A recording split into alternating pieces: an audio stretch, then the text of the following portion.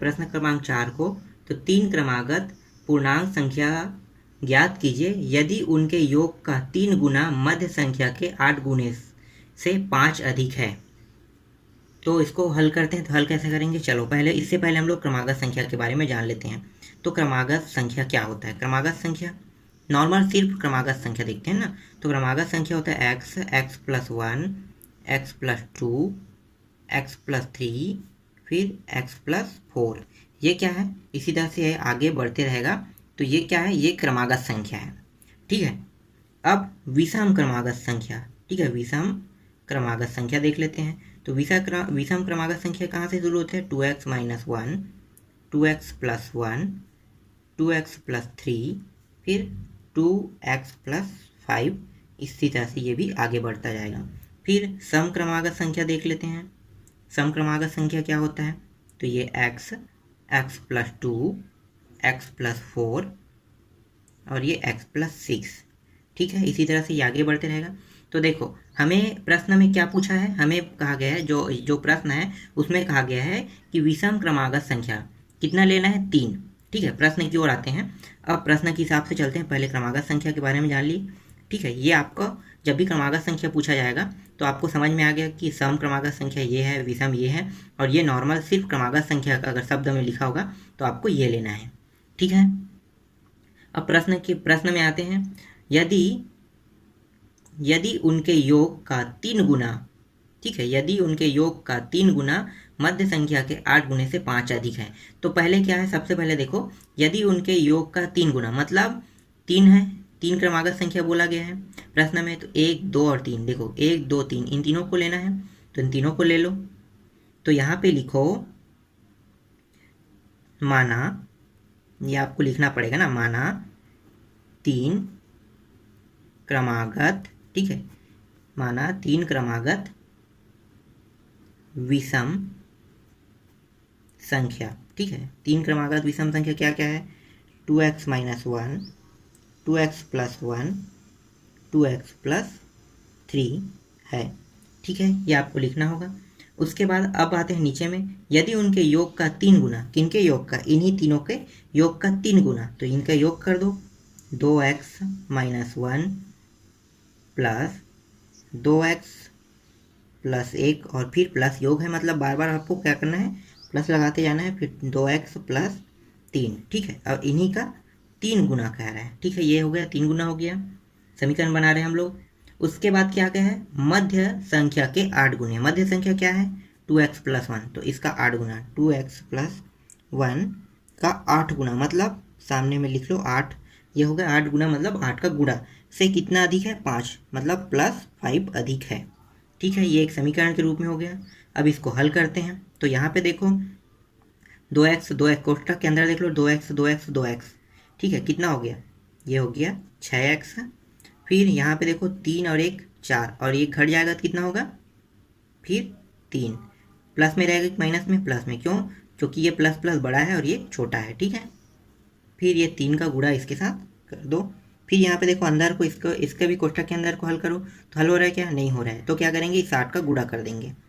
तो 8 दूनी कितना हो गया? 16x, फिर प्लस 8 और फिर बाकी बचा क्या? 5, तो 5 को लिख लो। फिर आगे हल करो, इस 3 का भी अंदर गुणा कर दो। तो 3 छक्के के कितना हो गया? 18x + 3 तिया 9। फिर ये हो जाएगा 16x और इन दोनों को जोड़ जाएगा, नंबर के साथ जुड़ गया तो कितना हो गया? ये हो गया 13। फिर आगे हल करो। तो देखो जो समान है, जैसे x वाला है उसको एक तरफ कर लो और नंबर वाले को एक तरफ कर लो। तो x किस में? इसमें 18 में है, तो 18x, और यहाँ पे देखो 16 है, तो इस पक्ष में आएगा तो क्या होगा? माइनस हो जाएगा 16x। फिर ये उस पार चला जाएगा, तो यहाँ बचा क्या? 13, और माइनस इस पर आएगा, 9 इस पर आएगा, तो कितना हो जाएगा? -9। आगे फिर हल करते हैं। तो यहाँ पे बचा 2x, और ये कितना हो गया? यहाँ पे बचा 4, ठीक है। फिर आगे हल करते हैं। तो देखो 2 का इसके साथ गुणा हुआ है, तो 2 को उस पक्ष में ले जाएंगे तो क्या होगा? जब गुणा के रूप में है तो उस पार जाएगा तो क्या हो जाएगा? भाग के रूप में आ जाएगा। तो भाग के रूप में मतलब बटा के रूप में, ठीक है। ये हो गया। फिर ये कट जाएगा, 2 एकम 2 दूनी, तो x बराबर कितना प्राप्त हो गया? 2, ठीक है, x बराबर कितना प्राप्त हो गया, 2 प्राप्त हो गया।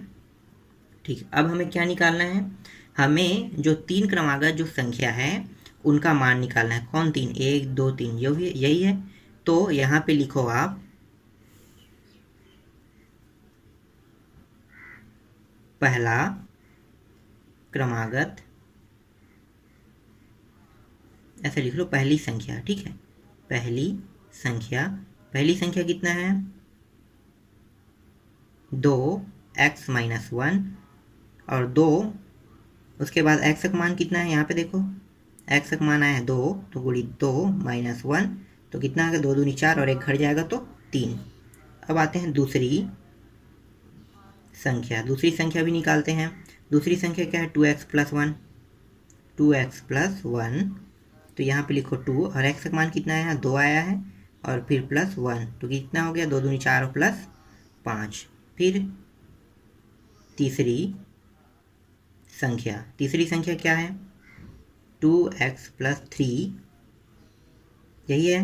तो 2x का मान कितना आया है, 2 फिर +3, तो ये हो गया 2 दूनी 4 और 3 7। तो ये क्या हो गया, आपका आंसर आ गया कितना है, 3 5 7। पहली संख्या 3, दूसरी संख्या 5 और तीसरी संख्या 7। ये आपका उत्तर है। ठीक है, आगे बढ़ते हैं। अब आते हैं प्रश्न 5 में। यदि किसी त्रिभुज की एक भुजा उसके परिमाप का 1/4, दूसरी भुजा 7 सेंटीमीटर तथा तीसरी भुजा परिमाप का 2/5 है, तब त्रिभुज का परिमाप कितना होगा। इसको कैसे हल करेंगे, तो चलो हल करते हैं। हल सबसे पहले हम तो मानेंगे। ठीक है, माना हमें त्रिभुज की जो परिमाप है उसके बारे में पता नहीं, तो त्रिभुज का परिमाप, माना त्रिभुज के परिमाप को मान लो कितना मानते हैं, x। ठीक है, क्योंकि हमें पता नहीं है तो कितना होगा, x सेंटीमीटर। ठीक है, उसके बाद क्या है, अब देखें जो प्रश्न में कहा है उसके हिसाब से चलते हैं। तो त्रिभुज क्या कहा है कि यदि किसी त्रिभुज की एक भुजा उसके परिमाप का 1/4 है। ठीक है, परिमाप का 1/4 समझ में आ रहा है। किसी त्रिभुज की एक भुजा मतलब पहली भुजा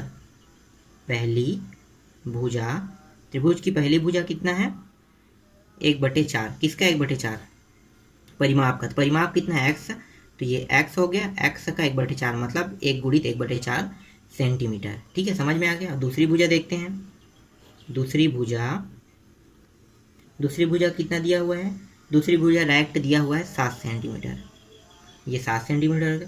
और तीसरी भुजा क्या है, त्रिभुज की तीसरी भुजा परिमाप का 2/5 है। ठीक है, परिमाप क्या है, x है, तो x का कितना हो गया, 2/5, ये 2/5 सेंटीमीटर।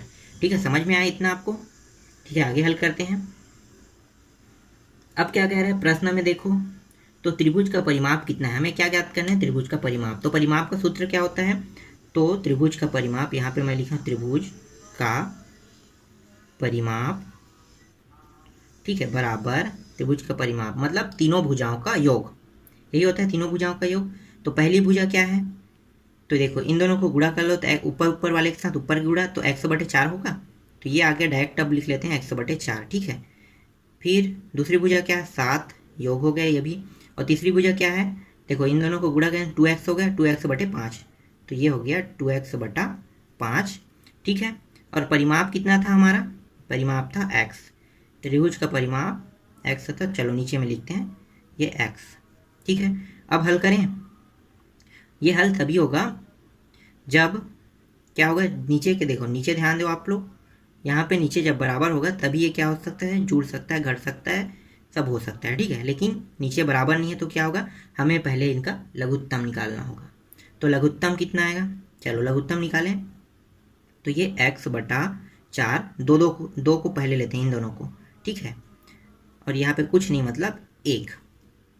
ठीक है, ये हो गया।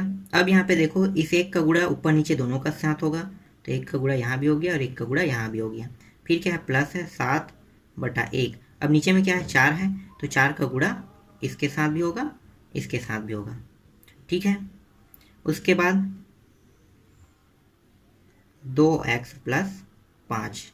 ठीक है, आगे हल करें तो x बराबर, तो ये हो गया x/4, फिर प्लस 7 चौक 28/4, देखो दोनों मान बराबर हो गया। अब फिर प्लस 2x + 5।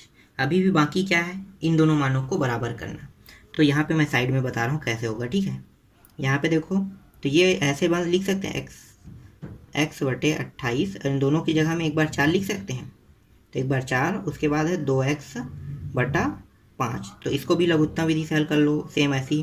तो इस 5 के ऊपर नीचे दोनों में गुणा होगा और इस 4 को ऊपर नीचे दोनों में गुणा होगा। तो डायरेक्ट गुणा करें आप, तो कितना आएगा इसका मान, तो ये देखो 5 का मान आ जाएगा, ये 5x + 28, और ये हो गया 5 चौक 5। चलो डायरेक्ट नहीं करते हैं, थोड़ा सा आपको समझाते हुए करते हैं। ठीक है, 2x + 5 × 4, और यहाँ भी 4। ठीक है, ये सिर्फ मैं यहाँ पे बता रहा हूँ ना आपको, ये आप लोग डायरेक्ट यहाँ पे लिख लेना, समझाने के लिए बता रहा हूँ। डायरेक्ट मैं यहाँ पे उतार दूंगा। ठीक है, कैसे आया है ये आप लोग सीख लोगे। ठीक है, इसका अंदर गुणा कर लो, तो ये हो जाएगा 5x प्लस, और 28 के साथ गुणा, 5 × 8 = 40 का 0, 4 हासिल, 5 दूनी 10, 4 14, 140, और नीचे में कितना आएगा, 5 चौक 20, प्लस ये हो गया 4 दूनी 8x, और ये हो जाएगा 20। देखो इतना आ गया। अब क्या करेंगे, यहाँ पे सीधा यहाँ पे आ जाओ नीचे में, तो ये हो गया x बराबर, तो ये हो गया 5x + 140 + 8x, और दोनों में देखो 20 है, तो एक बार 20 लिख लें इस तरह से। फिर आगे हल करें। अब देखो x वाला अब जुड़ सकता है, तो जोड़ लो। तो देखो x वाला यहाँ पे जुड़ जाएगा, तो कितना होगा, 8 × 5 = 13x + 140, और ये बटा में कितना है, 20। ठीक है, बटा में कितना है, 20। फिर आगे हल करते हैं। तो ये 20 यहाँ पे आ जाएगा, नीचे में है तो ऊपर में भेज दो, तो ये हो जाएगा, यहाँ पे गुणा यहाँ ऊपर में जाएगा, तो नीचे से ऊपर चला जाता है। इसी तरह से भाग के रूप में है, तो जैसे यहाँ पे होता तो हम नीचे में लाते, जब नीचे है तो ये कहाँ पे जाएगा, ऊपर में आएगा। तो 20x हो गया, और यहाँ पे हो गया 13x + 140। फिर देखो x इसमें, यहाँ भी x है, दोनों के एक पक्ष में ला लो, तो ये हो जाएगा 20x - 13x बराबर, यहाँ पे बचा क्या, 140। फिर आगे हल करो, तो ये घट जाएगा, तो ये 7x बच गया, और ये हो गया 140।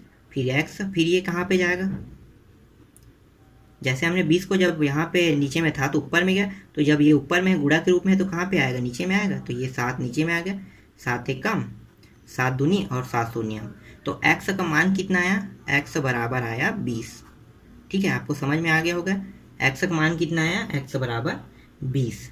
तो हमें क्या ज्ञात करना था, परिमाप, परिमाप ही ज्ञात करना था। तो परिमाप कितना आ गया, परिमाप आ गया 20। ठीक है, तो त्रिभुज का परिमाप कितना है, 20 है। ये आपका क्या है, आंसर। ये जो प्रश्नावली है, इनमें के जितने भी प्रश्न हैं वो सभी अलग अलग तरीके से बनेगा, इसलिए मुझे सारे प्रश्नों को बताना पड़ रहा है। लेकिन मैं सभी प्रश्नों को तो नहीं बता सकता, पर हाँ उनका एक समीकरण तक के निकाल के मैं आपको बता सकता हूँ, क्योंकि इनमें जो सबसे इम्पॉर्टेंट और महत्वपूर्ण होता है वो समीकरण निकालना होता है। तो जैसे आप समीकरण निकालिए, उसके बाद आपके लिए हल करना बहुत आसान हो जाएगा। तो इसीलिए जब मैं आगे के प्रश्न बताऊंगा तो कुछ प्रश्नों में मैं समीकरण निकाल के बताऊंगा, आप उसको बाद में हल कर लेना। ठीक है, फिर आगे प्रश्नावली को आगे जो प्रश्न है उसको देखेंगे हम लोग। इसको इतने ही में कंप्लीट करते हैं।